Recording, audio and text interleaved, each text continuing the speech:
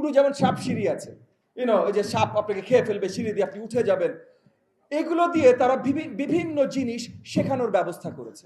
আমাদের শিক্ষার্থীদের ভেতরে ক্রিটিক্যাল থিঙ্কিং এর অ্যাবিলিটিটা ঢোকাতে, এমবেড করাটা বাধ্যতামূলক।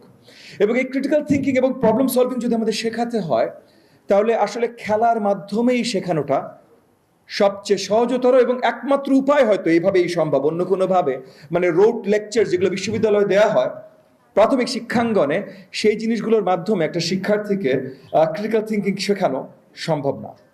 আর একই সাথে শেখার জন্য, স্পেশালি একটা বয়সে শেখার জন্য আনন্দটা অত্যন্ত গুরুত্বপূর্ণ। মানে আপনি ঘুমিয়ে পড়ছেন, ক্লাসে ঘুমিয়ে পড়ছেন, কোনো মতে মুখস্থ করছেন, এটা করে শিশুরা খুব ভালোভাবে শিখবে এটা আশা করা যায় না। এবং আমরা দেখছিও তাই, আজকের রেজাল্টটাও তাই।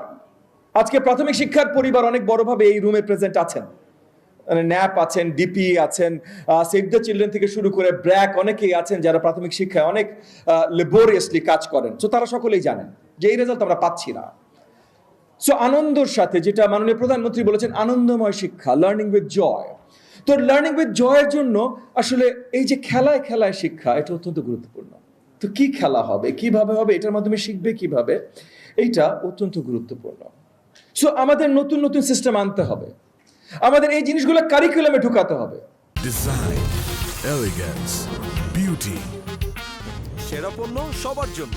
জেভিকো। কারিকুলামে কিভাবে ঢুকানো যায়, যেমন ভ্যালু বেসড এডুকেশন, এই ভ্যালুসগুলো আমাদের অ্যাকচুয়ালি কারিকুলামে ঢুকাতে হবে। যেমন মনে করেন একটা এক্সপেরিমেন্টাল ভ্যালু বেসড, এনসিটিভির সাথে একটা মিটিং আমি বলেছিলাম যে আমরা দেখতে চাই যে আমাদের প্রাথমিক শিক্ষায় ক্লাস 1, 2, 3, 4, 5 উইকডে ক্লাস স্কুল হয় 5 দিন, রবি সোম মঙ্গল বুধ বৃহস্পতি, ক্লাস আমার 5টা, 1, 2, 3, 4, 5।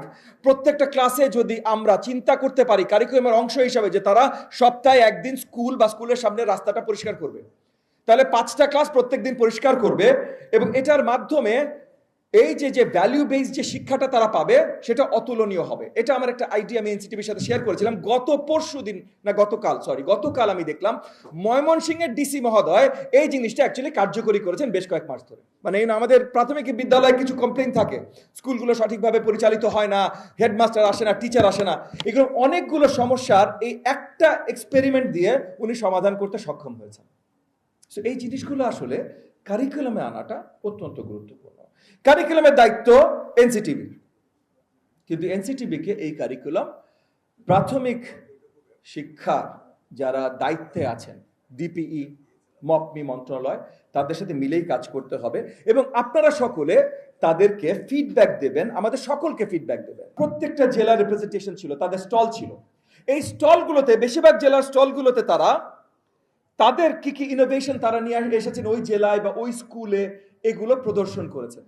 এখানে আমরা দেখেছি ইনোভেটিভ অনেক লার্নিং টয়স, মানে এরকম অনেকগুলোতে ছিল ভিন্ন ভিন্ন, জাস্ট লুডুর মাধ্যমে তারা অনেক কিছু শেখাতে সক্ষম হচ্ছে, জাস্ট লুডুর মাধ্যমে। লুডো যেমন সাপ সিঁড়ি আছে, ওই যে সাপ আপনাকে খেয়ে ফেলবে, সিঁড়ি দিয়ে আপনি উঠে যাবেন, এগুলো দিয়ে তারা বিভিন্ন জিনিস শেখানোর ব্যবস্থা করেছে।